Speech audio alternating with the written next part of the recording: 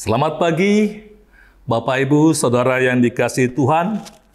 Bertemu kembali pada renungan harian dalam channel HKBP Denpasar Rasot Bali.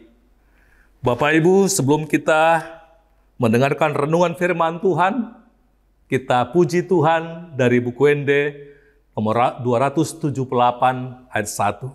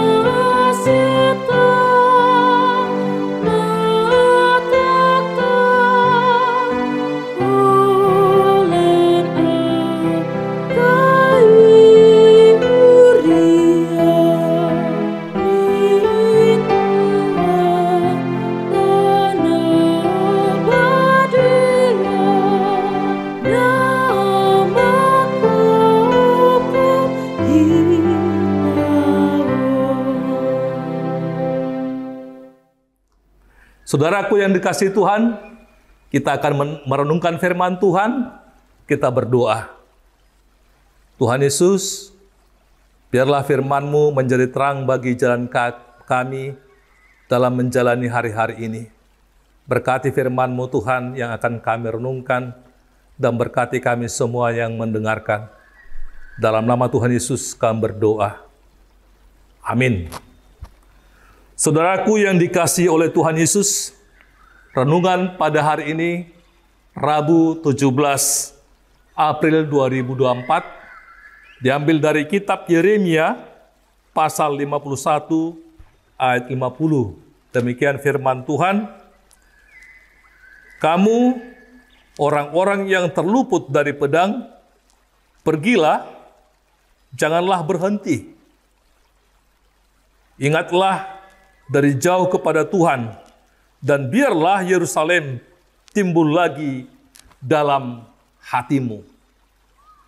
Kamu orang-orang yang terluput dari pedang, pergilah, jangan berdiam diri. Ingatlah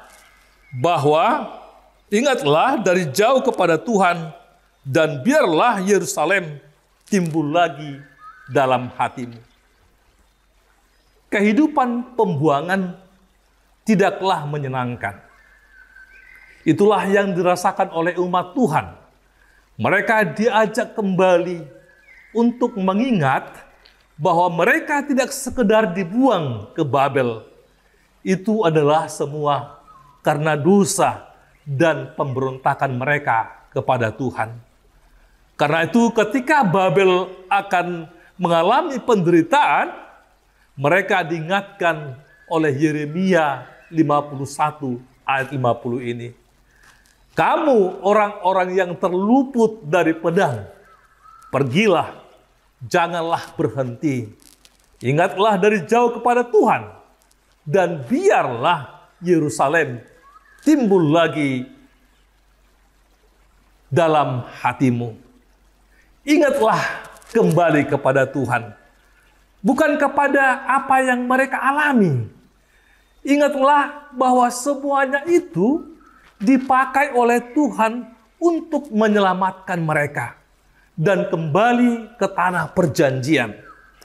Mengingatkan kembali kepada Tuhan adalah suatu proses berbalik dari orang yang memberontak kepada Tuhan menjadi orang yang mau taat dan setia kepada Tuhan.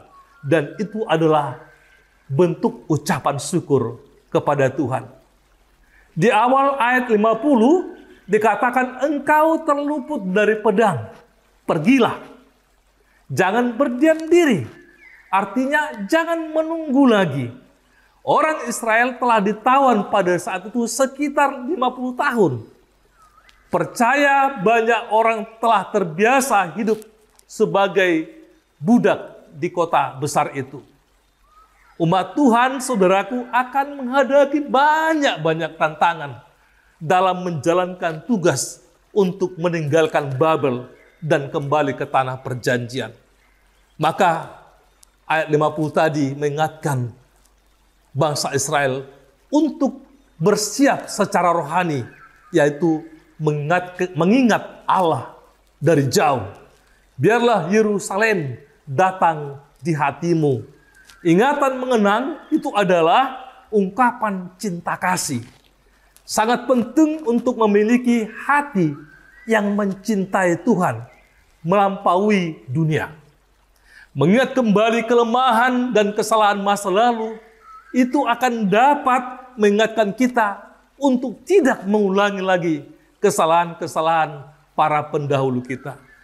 Saudaraku yang kasih, terkadang Tuhan membiarkan kita berada dalam situasi yang membuat kita nyaris kehilangan pengharapan.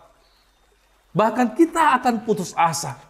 Tetapi, saudaraku, ternyata Tuhan mau menyatakan bahwa Dia adalah Allah yang berkuasa. Lamanya waktu menunggu kadang-kadang hasil dari perjuangan itu, besarnya pengorbanan untuk mendapatnya diinginkan, seringkali tidak sebanding dengan apa yang kita dapatkan. Namun, saudaraku, iman kepada Allah yang berkuasa dan keyakinan bahwa Ia sanggup, Allah sanggup mengatasi segala persoalan yang akan membuat kita melihat bahwa Ia berkuasa seturut dengan kehendak dan rencananya. Rasa putus asa kadang sering muncul ketika orang mengalami jalan buntu. Celah inilah yang digunakan oleh iblis untuk menanamkan rasa putus asa itu dalam diri seseorang. Sehingga dalam diri seseorang itu timbul rasa mengasihani diri sendiri dan merasa sudah tidak ada lagi pertolongan dari siapapun. Sudah tidak ada lagi pertolongan dari Tuhan. Kita tidak lagi akhirnya mengarahkan pandangan kita kepada Tuhan. Dan kita mulai meragukan kuasanya. Dengan kata lain, saudaraku, kita putus asa. Dan kita menjadi tawar hati karena keadaan tersebut. Merasa Tuhan tidak sanggup untuk melakukan perkara besar dalam kehidupan kita. Kalau kita tawar hati, maka akan semakin kecillah kekuatan kita.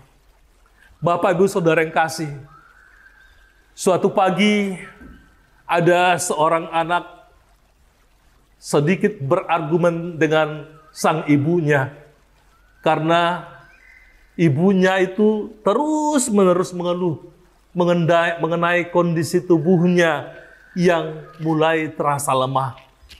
Si anak ini tersebut agak terganggu melihat kurangnya semangat dalam diri ibunya itu. Sehingga dia mencoba untuk mendorong ibunya agar mengorbankan semangat untuk bangun dan memulai aktivitas kembali. Namun sepertinya usaha si anak ini menjadi sia-sia karena ibunya memilih untuk menyerah pada kelemahan tubuhnya. Sehingga suatu hari akhirnya dengan motivasi yang diberikan oleh sang anak, ibunya semangat dan memulai aktivitas sepanjang hari. Orang yang bersemangat, kata Amsal 8 ayat 14, orang yang bersemangat dapat menanggung penderitaannya. Tetapi siapa akan memulihkan semangat yang patah? Ada dua hal yang kontradiktif sebenarnya dalam Amsal itu. Mengenai efek dari semangat di dalam diri seseorang. Orang bersemangat diyakini dapat menanggung penderitaan yang sedang dialaminya. Sebaliknya, orang yang sudah patah semangat sukar untuk dipulihkan. Sehingga penulis Amsal menuliskan dengan nada bertanya. Kuncinya sebenarnya ada pada diri orang yang patah semangat itu. Selama ia belum menyadari dan mampu untuk menyemangati dirinya, maka upaya pemberian semangat itu dari luar dirinya pun akan sia-sia. Mengapa orang bersemangat dalam menanggung penderitaan? Karena ada harapan dan keyakinan dalam dirinya bahwa suatu saat penderitaan itu akan berakhir. Faktor kunci yang seringkali melemahkan semangat adalah ketika kita mengizinkan situasi dan kondisi melemahkan semangat kita. Kondisi yang bisa dilawan dengan iman dan harapan yang selalu ada dalam Tuhan. Tuhan yang kita sembah sanggup untuk mengubah penderitaan dan kubangan air mata menjadi sukacita yang besar. Orang memiliki pengharapan hanya pada Tuhan saat ia gagal, maka ia pasti tidak gentar dan pasti tidak putus asa. Rasa putus asa itu sebenarnya bukanlah karakter dari anak-anak Tuhan. Seperti Daud yang mengalahkan Goliat, ketika ia berhadapan dengan Goliat, tak sedikit pun rasa takut dan rasa gentar ada padanya, apalagi putus asa. Karena dengan penuh iman, Daud siap berperang melawannya. Saudaraku yang kasih, Yeremia tadi mengingatkan sisa-sisa Israel untuk ingat kepada Allah. Ingat kepada Yahweh. Rasul Yohanes juga mengingatkan kita untuk menjaga hati yang kasih kepada Bapa. Caranya adalah senantiasa harus merindukan Tuhan dan janganlah mengasihi dunia dan juga hal-hal yang ada di dalamnya. Peganglah janji Tuhan dan jangan pernah bimbang. Karena ketika dia berjanji, ketika Tuhan berjanji, pasti akan digenapinya. Jangan pernah takut, Bapak, Ibu, Saudara yang kasih. Pandanglah kepada Yesus.